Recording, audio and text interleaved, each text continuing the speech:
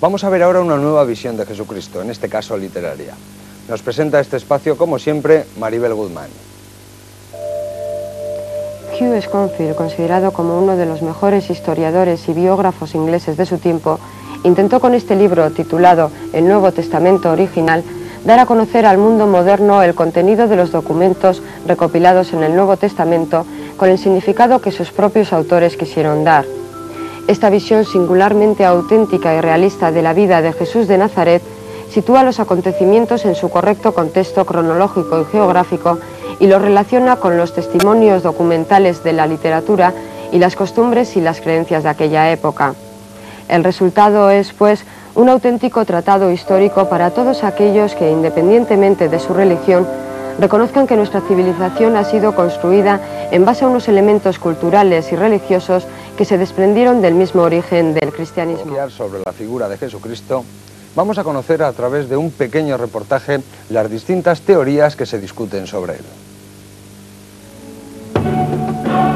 Todos conocemos al Jesús de los Evangelios, pero hay otras personas que tienen una visión distinta de Jesús, un hombre carismático que pagó con su vida la defensa de su mensaje.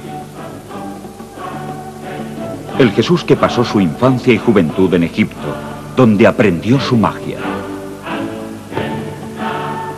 Una teoría nos habla del Jesús enviado por seres extraterrestres como un ser especial con una misión concreta: hacer evolucionar a la humanidad con un mensaje de fraternidad y amor universal. Tal pudo ser el caso de Krishna y Buda. Hay quien ve en Jesús un hombre especialmente dotado para las sanaciones.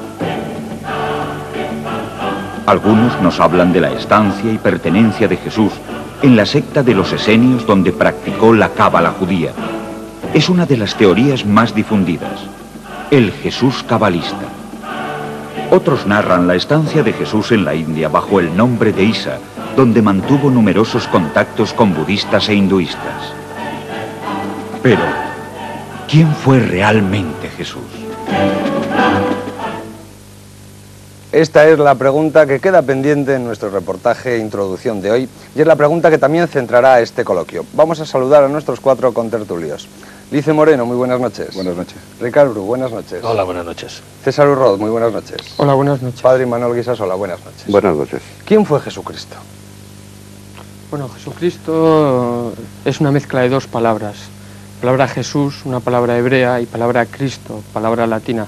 Yo casi pensaría que Jesús, y supongo que no estaréis de acuerdo conmigo, era un hombre, una persona que vivió en Galilea, en Judea, en Palestina, en tiempos difíciles, como podía ser la ocupación romana de toda aquella parte, era una provincia romana, y bueno, una persona que vivió, como he dicho, una época difícil y que tenía un mensaje que quizás ha llegado un poco contaminado hasta nosotros y que le costó la vida, pero que quizá no podamos determinar exactamente qué mensaje es. Yo creo que era un mensaje de paz, pero a la vez también ciertamente batallador o de lucha, quizá por esa connotación política que había entonces en aquellos tiempos. Pero ante todo, para ti Jesús fue un hombre. Un hombre. Yo no creo que... Sí, evidentemente, yo tengo que referirme más un poco a algo tremendamente trascendente. Yo creo que Jesús realmente ha motivado la civilización occidental desde el principio hasta el final. Por tanto, el tratamiento de esta figura es impresionante. Pero yo quiero hacer notar algo que tiene precisamente esa trascendencia. Cuando Jesús muere, y lo recoge Lucas, el sol se apaga, se oscurece, desde la hora tercia a la hora nona, no recuerdo exactamente. Esto podía parecer algo anecdótico, incluso se ha dicho a nivel esotérico que una astronave se había puesto encima de la trayectoria aparente del sol. Pero Plinio el Viejo recoge en sus crónicas que sobre el año 30 más o menos, sería probablemente coincidiendo con la muerte de Jesús, el reloj que medía el tiempo en Alejandría, el reloj de César, no me acuerdo, no tengo ahora los datos de memoria, varía, y dicen los astrónomos oficiales de la época y de Alejandría, que era la cuna, digamos, de la astrología, de la astronomía, dicen que el Sol, en ese mismo instante, sobre el año 30, sufrió una extraña mutación. Entonces, el hecho de que Jesús aparezca en una cruz, yo creo que no tiene ninguna importancia. Morían en el Imperio Romano aproximadamente 100 personas al día, también mueren 2 ladrones y tampoco son objeto de adoración. Ahora, lo que es una cuestión de trascendencia absolutamente cósmica es que el sol se oscurezca. Eso no se puede ocurrir, no puede ocurrir. O sea, si ocurre y la figura de Jesús es capaz de motivar un apagamiento solar medido y registrado por los astrónomos de la época, la cuestión es mucho más seria, mucho más trascendente que la historia física de Jesús, que no me meto, no juzgo, probablemente fuera un hombre y con todas las connotaciones que se le ha dado. Pero desde el punto de vista cósmico es algo que quizá tenga antecedentes en las variaciones solares que ha habido en las culturas mayas, por ejemplo, y quizá el cambio de ese sol, que está adaptado, hubiera posibilitado probablemente una longitud de onda, una frecuencia nueva, que hiciera que la materia, toda la materia, incluido el ser humano, incluida la biología básica, tuviera una aceleración. Y yo creo que Cristo, en el sentido redentor, posibilitó una aceleración cósmica del sistema. Y además se puede demostrar, como antes he dicho, con las crónicas. Entonces, pasa de la figura humana a una figura absolutamente maravillosa. Bien, escuchaba con mucho interés la opción de mis compañeros, aunque discrepo bastante, porque quizá mi concepción de Cristo es otra cosa, de Cristo o de Jesucristo, o de Jesús el Cristo. Yo pienso que es un arquetipo, es más, con el debido respeto para aquellos que son creyentes, yo pienso que no existió, es una opción. Pienso que es una figura universal arquetípica, pienso que es un invento de San Pablo, un invento sacado de un conjunto de ideas, un invento válido para un momento adecuado, caduco en el momento actual en cuanto a concepción, y que para mí habría que definir a Jesús como aquel hombre, por supuesto, y me centraría más en la opción de César, sin dudar la de Liceo Moreno, que es una opción universal, pero sobre aquel hombre que es capaz de modificar el entorno, es decir, practicar magia. Cristo esenio, Cristo que tiene que ver, por lo tanto, con conocimientos profundos de las leyes, vamos a decir, universales, cosmológicas, sabiduría antigua. Para mí, Cristo se pierde en las concepciones que tenemos ahora, son concepciones bíblicas. Yo la Biblia la considero un libro delicioso de novelas, pero no tiene mayor trascendencia que eso. Puede tener un valor esotérico, puede tener un valor cabalístico, numerológico, puede ser un libro incluso de cifras secretas, pero claro, aquí el problema se nos centra cuando tenemos que decir que ese libro, esa figura, es de alguna forma motivo de fe, es decir, motivo de emparentamiento en lo divino, entronizándolo, diciendo que es el Hijo del Hombre. Claro, yo no creo en eso. Lo respeto, por supuesto. Respeto a todo el mundo, como quiero que me respeten a mí. Para mí, Dios es, mejor dicho, Jesús, en este sentido, es un mago. Un mago con capacidad de diálogo y, como algunas sectas escénicas nos hablan ya antes de su propia existencia, de parábolas y de definiciones, que él mismo, en esa época extrañamente explicada, de ese tiempo de los 12 a los casi 30 años en Egipto, en su, vamos a decir, su ida a Egipto, de alguna forma él se tuvo que formar, y se tuvo que formar en el templo, en el lugar, podríamos decir, donde todo aquel que se iniciaba se podía formar. Sería una opción que entraríamos luego en ella, pero para mí Cristo fue un mago, un conocedor, y además no hubo solo uno, sino más de uno. Padre Guisasola.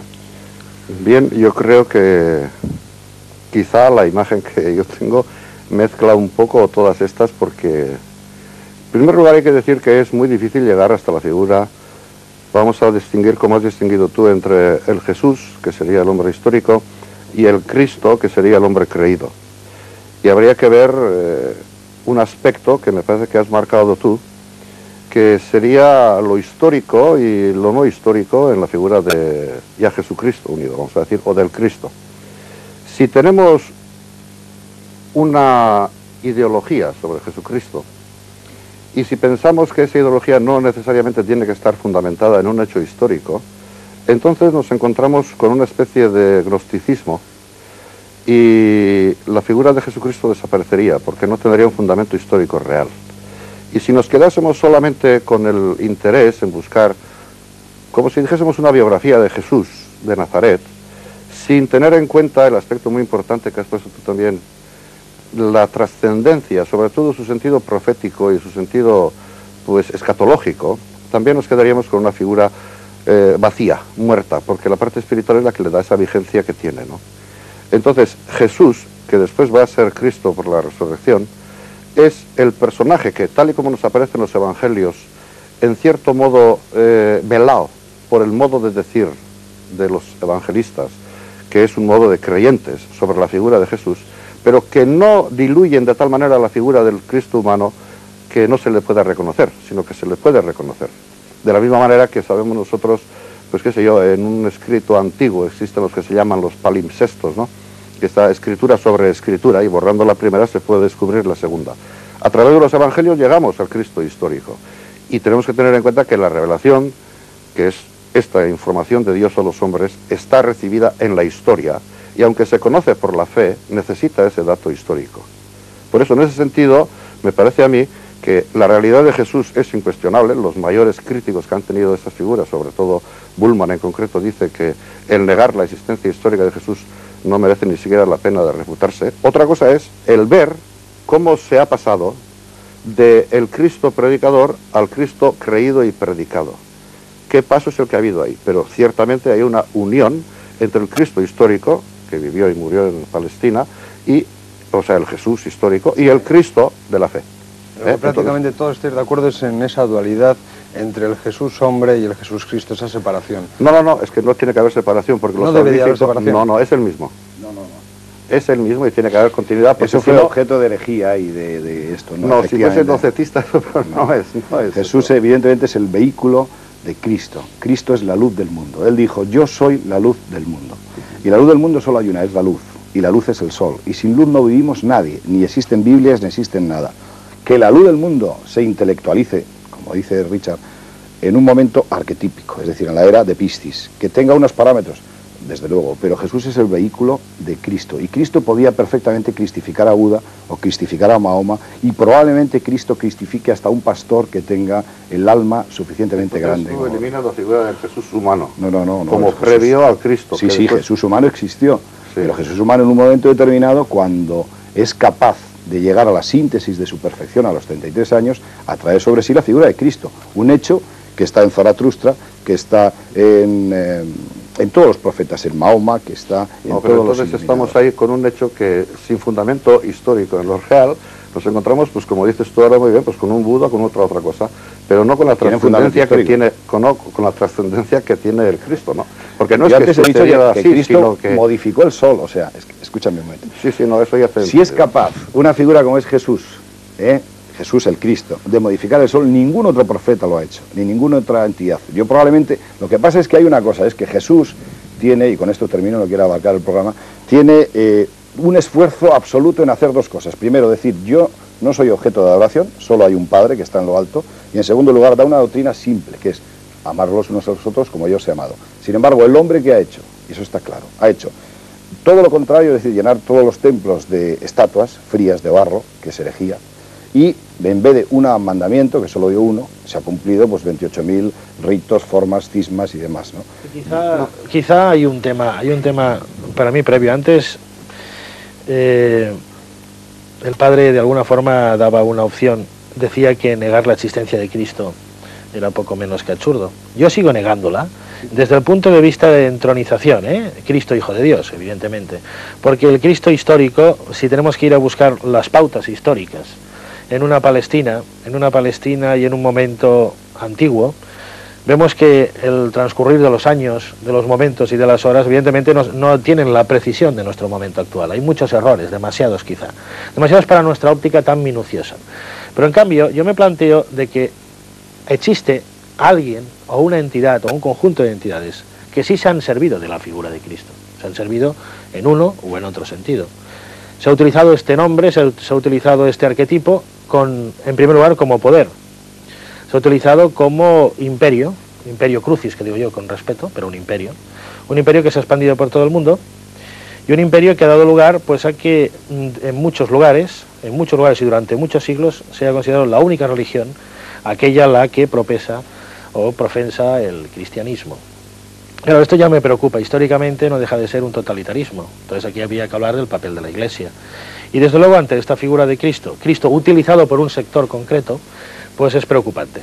Sigo pensando que existe un Cristo psicoanalítico, pero hemos hablado de tantos miles de autores y tanta gente que ha hablado de Cristo, y también, pero me quedaría con lo último, quizá que ha sido significativo a nivel mundial, la película de Scorsese, La última tentación de Cristo, la novela de Kazansaki, quizá la última película que se ha hecho sobre él, que no será la última porque habrán más, porque Cristo despierta multitudes, la figura histórica, la figura esotérica, la figura que tiene que ver con este tema, y dice, yo no soy aquel Cristo, en un momento, en un pasaje, aquel Cristo que crucificaron, aquel Cristo que tal, yo soy aquel Cristo que todo el mundo esperaba, aquel que todo el mundo deseaba, porque era una figura arquetípica. Es decir, que si no, era un invento que ya existía en la mente, no hacía falta la referencia histórica, este era un poco el tema. Es que precisamente ese es uno de los problemas más actuales y además es muy reciente, podemos decir esto, ¿no? Es a finales del siglo XVIII probablemente. Y es que, queramos o no queramos, esa figura, como has dicho tú, ha impactado de tal manera que está provocando este tipo de reacciones entre la gente y por eso es curioso que suceda esto así. Lo que pasa ahora es que ante un problema de este estilo hay una especie de exégesis, o sea, sirviéndose de los escritos que tenemos en los evangelios, hay una especie de exégesis salvaje sobre eso, de modo que cada uno se hace el Cristo a su imagen, que es lo que le interesa, ¿no? Y entonces viene el perdón un momento. Se presta a ello. Claro que se presta, pero no se presta a interpretar de cualquier manera. Si se prestase a eso, entonces es cuando no podríamos entrar en todo ese entronque para poder demostrar quién es el que es. Sabéis bastante bien de la interpretación del No, hombre, no es por jesuitas, por supuesto, pero hay otros. Pero habéis tenido algunos problemas concretos, ¿no? Sabes tú que eso es un problema de no especialistas, sino de superespecialistas, que además ellos estos temas ni siquiera los tratan ni los tocan, ¿no? Pero lo que iba antes es que precisamente por eso es por lo que ha sucedido que ha aparecido pues el Cristo de la Revolución, el Cristo de la teología sin Dios, el Cristo del gospel, que es un clon, el Cristo de las películas estas que aparecen. Cada uno se hace una imagen de Cristo tal y como a él le conviene, como queriendo justificar su postura y apoyarse de ese modo en Cristo. Pero eso es utilizar a Cristo. Pero creo que no sería ese el problema principal, sino el problema principal sería qué es lo que nosotros podemos sacar para poder determinar eso, teniendo en cuenta que por la fe, el que cree, por supuesto, va a sacar una cosa que no está en contra de aquello que nos pueden dar los datos, y que eso, además, es transformado, vamos a decir, es elevado a la categoría de Cristo porque es participación, o sea, es la divinidad. Yo lo que no... Claro, perdón, que es que todos de alguna manera, unos piensan que ha existido, otros que no, lo que todos estáis de acuerdo es en el mensaje, ese mensaje que ha quedado, o esa idea que ha quedado de Cristo. Pero el mensaje hay que entenderlo también, porque un mensaje, o sea, suelto, no empalmado, con el hecho histórico en sí, los mensajes se dan en momentos concretos de la historia.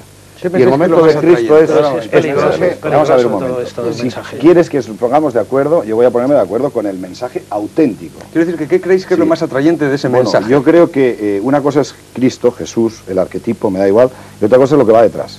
O sea, Jesús pasa como el modelo más absoluto de humildad, circunscribe el poder a un Padre Creador, insisto, y da una doctrina sencillísima, simple, dice, además lo recalca, dice, solo un mandamiento os doy. Es decir, que desde ese mandamiento de atrás todo lo demás es inventado y además está reconocido, o sea, se parte de esto, solo un mandamiento os doy. Y además dice, ojo, que yo no soy objeto de adoración, dice, yo no soy el maestro, le llama al maestro y dice, el maestro está en los cielos. Y en ese sentido Jesús se ajusta a todas las medidas y formas iniciáticas y de todos los profetas y de todos los seres, y eso es magistral.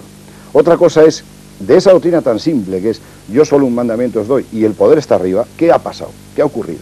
Y realmente lo que ha ocurrido es que se ha montado una serie de pseudo-adoraciones, de ritologías, y en este sentido es lo preocupante del tema. Pero quizá hay una cosa.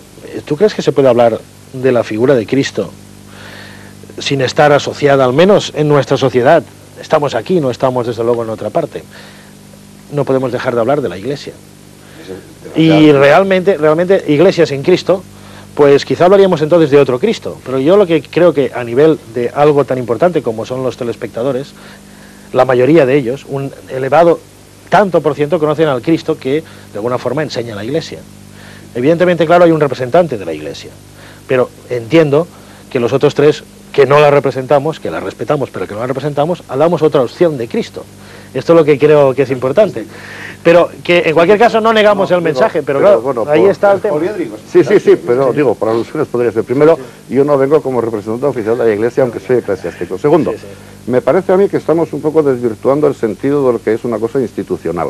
Hoy todos somos conscientes, me parece a mí, de que es tal el grado de noticia que tenemos, de información que tenemos, que no hay posibilidades de captar y de plasmar eso o de detectarlo, ¿no? Entonces se da en todas las sociedades y todos, pues, yo creo que todos formamos parte de alguna asociación en defensa de algo, ¿no? Entonces quiere decir como que se institucionaliza eso, quiere decir en cierto modo que aquello que ha sido una idea en principio se objetiviza en una asociación. Y esa asociación tiene la suficiente vida como para que no esté en manos de cualquier advenedizo que en su momento la quiera cambiar o la quiera poner a su aire, ¿no? ¿Por qué? Porque esa institucional tiene fuerza suficiente como para estar continuamente renovándose. El peligro no está ahí, el peligro está en que la Iglesia, Pero por ejemplo, en este caso... No se puede olvidar la historia. Ya, pero es que la historia, te voy a decir una cosa, si la historia hubiese continuado, como dices tú, en una línea recta, ahora ya no habría Iglesia probablemente. Pero si la Iglesia tiene capacidad de renovación, es que dentro de sí misma tiene todo ese fermento que la hace renovar. Es que la Iglesia no está más cerca quizá de esta teoría de la liberación que, por ejemplo, puede estar en Sudamérica, que no con la Iglesia del Vaticano, por ejemplo, en un momento determinado. Es que la Iglesia probablemente tiene las dos. No las puedo entender. Ninguna de las dos. Solamente la que está al lado del pobre, la que está al lado del voto supremo de pobreza, porque Bueno, la otra no. Esa es la bonita, esa sí que es la... Entonces es la objetivación... Es si que por ahí quieres, se va el del camino mensaje. de Cristo, claro. Yo creo Pero que ya es que no hablamos la de Iglesia, Jesucristo ahí. y no quiero dejar, no quiero desconectar la figura de Jesús de la Iglesia. Yo vuelvo a insistir lo que pasó con Jesús. Primero, Flavio Josefo, que es el historiador de la época, lo recoge, y eso está claro. Plinio lo recoge, y hay unos testimonios, no quiero entrar. Sí, exactamente. De todas formas, hay una cosa que está claro. Fijaros lo que hace Jesús. Va y a sus 12 íntimos, le recrimina, y varias veces diciendo, ¿vosotros quién creéis que soy? Jesús muere absolutamente sin ser conocido por nadie. El fenómeno de Jesús es posterior a su vida, posterior a su muerte. Ni siquiera los 12 íntimos le reconocen, ni siquiera. Entonces, ahora, ¿qué ocurre? La síntesis de Jesús es perfectísima. Pasa con una humildad total, probablemente enseñándonos un mensaje que va al corazón del hombre, es decir, yo me voy, pero me quedo con vosotros. ¿Dónde se queda? El templo desde luego no es, dice, destruiré mi templo y lo construiré al tercer día, es decir, cuando se resucita. Yo creo que Jesús tiene una respuesta, y por eso es válido, sea arquetípico o no, o sea histórico o no. Tiene una respuesta en el corazón, en los sueños, en los sentimientos y en el plano, digamos en el plano esotérico, en el plano astral, que se aparece a esos seres y que les da una respuesta, pero evidentemente es simple, sintética y no descolgada de cualquiera de los enviados de la historia de la humanidad. Estoy de acuerdo con esto, pero siempre y cuando que tenga en cuenta que una idea de ese estilo sin un fundamento histórico previo, eso es simplemente ideología. Y la ideología desaparece. Y aquí no es ideología, es vida. Yo lo que creo, y tengo bastante claro, es que Jesús en ningún momento pretendió crear una iglesia. Creo que eso sí es posterior, desde luego. Incluso no voy a llegar a la conclusión de que Pablo fue el creador del cristianismo, pero yo creo que sin la intervención de Pablo, la iglesia o el mensaje de Jesús sería bastante reducido, y incluso no pasaría de ser una secta dentro del judaísmo. Sería darle demasiada importancia a San Pablo, no sé. Pues pero es que sigo planteándome que hay un Cristo Redentor, ¿no? No ha sido Pablo, sino que ha sido Cristo, ¿no? Pero a ver, hay un Cristo Redentor, ¿no? Hay un Cristo Redentor. Al menos para los que creen, hay un Cristo Redentor. Y yo pienso que este Cristo Redentor es una opción, iglesia, hacia un sistema de vida. Pero yo pienso que lo que tenemos que buscar es el Cristo ejemplo de vida, y no Cristo Redentor. Porque esto ya sería, en este caso, partidista. Es decir, premiaría a los que creen en él, Porque, claro, la labor evangelizadora, esta es una labor que nos daría pie, desde luego, a otro debate, ¿no? Pero ahí estaría otro meollo de la cuestión. Porque los que no, por ejemplo, quizás sea yo una de estas personas, los que no hemos tenido la claridad de entenderlo, evidentemente quedamos un poco fuera, quizá, de esta redención. En cualquier caso, el Cristo que está defendiendo la Iglesia, insisto mucho en ello, es el que la mayoría de gente conoce. Y quizá los Cristos, o los otros tipos de Cristo, los otros tipos de Jesús que nosotros estamos intentando decir, son menos conocidos y pueden para muchos ser una especie de herejía, decían por ahí, ¿no?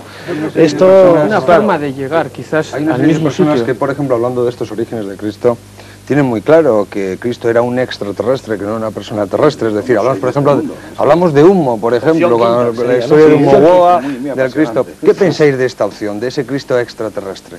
Pues yo sinceramente creo que sí. Pero no, vamos a ver, Cristo no, un momento, perdón. Jesús. Yo me apunto a la herejía antigua que fue perseguida y además fuertemente por la Iglesia. Yo creo que Jesús es un instrumento, me da igual de dónde venga. Que venga de otra galaxia, no me importa.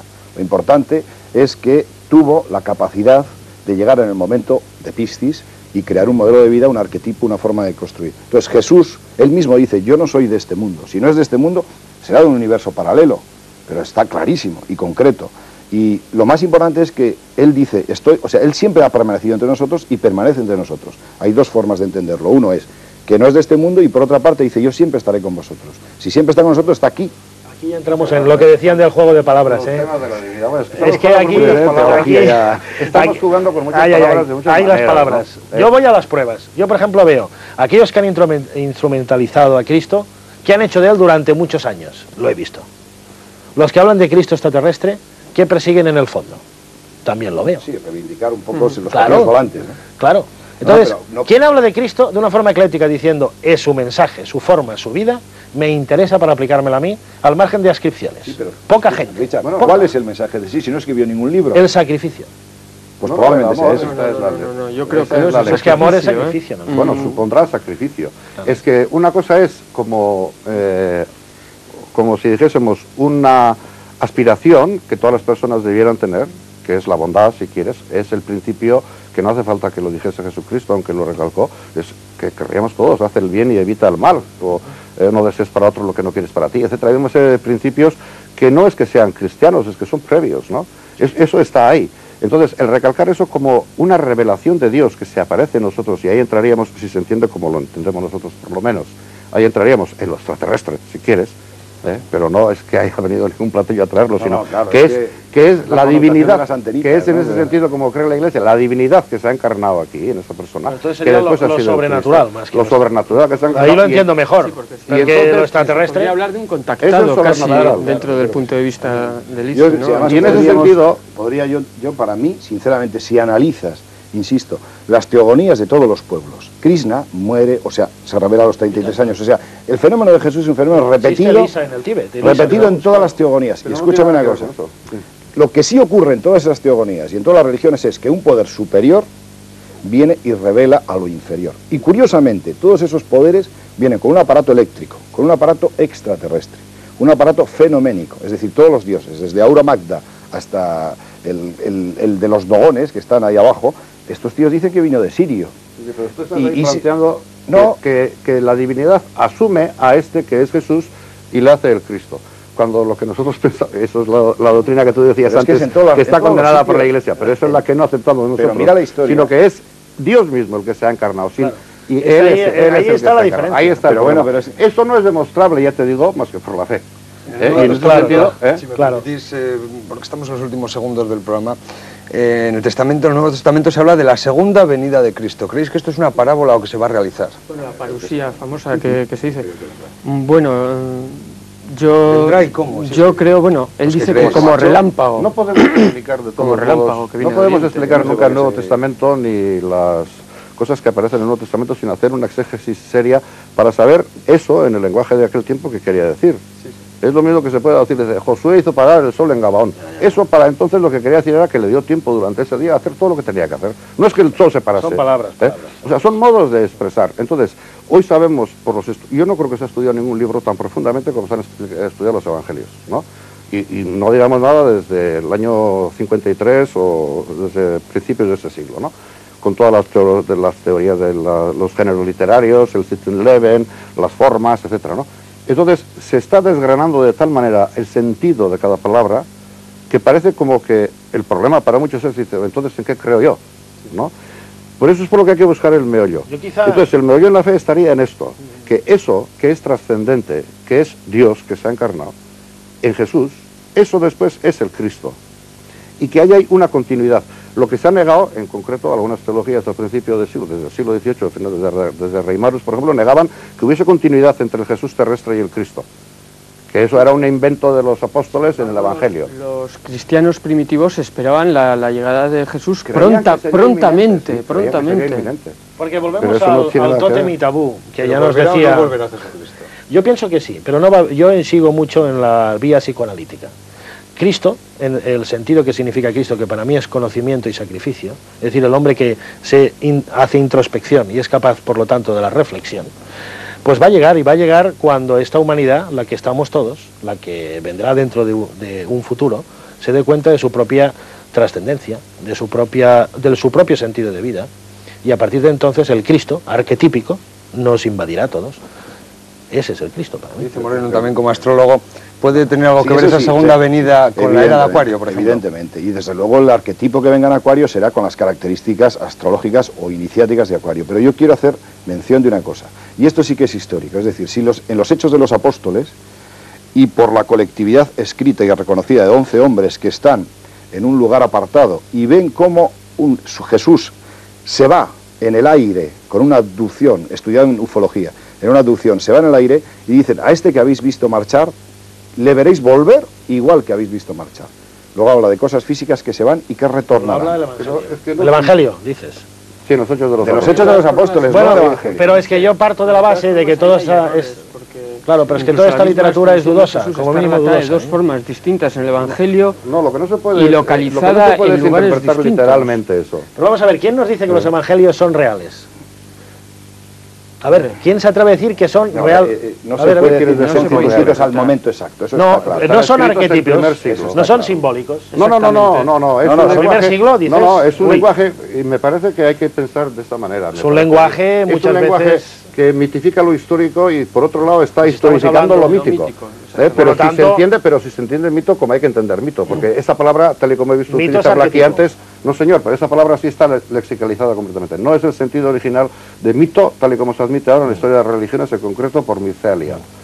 Mito no tiene nada que ver con eso. Mito es algo que hace una relación a lo trascendente. Y en cuanto se Arquetipo. pierde eso, el arquetipo es como si fuese un modelo a imitar que tiene que ser así y no de Claro, otra porque manera. Cristo es un modelo a imitar, es la Claro máxima que es el bondad. modelo a imitar. Por eso es un arquetipo, porque Pero- pertenece a un inconsciente colectivo que pertenece a todas las culturas y religiones. No, pero entonces no Ha habido una existe. instrumentalización Entonces no existiría. de uno de esos poderes. Entonces no Mira, existe. yo creo, perdona un momento, yo lo que sí está claro, yo creo que muchísimas personas, y yo me incluyo, esperamos la llegada de Jesús el Cristo. Esperarle. Mitifico, de Jesús el Cristo. Lo que sí yo creo es que probablemente dé respuesta a un montón de colectivos. Yo creo que afortunadamente va a venir con una mayor trascendencia y mucho más claro que Yo no cuando espero a vino. nadie, espero en el hombre sí que espero. Lo que está claro es que después de 2000 años la figura de Cristo, de Jesús, sigue apasionando como el primer día. Muchísimas gracias por haber estado con nosotros.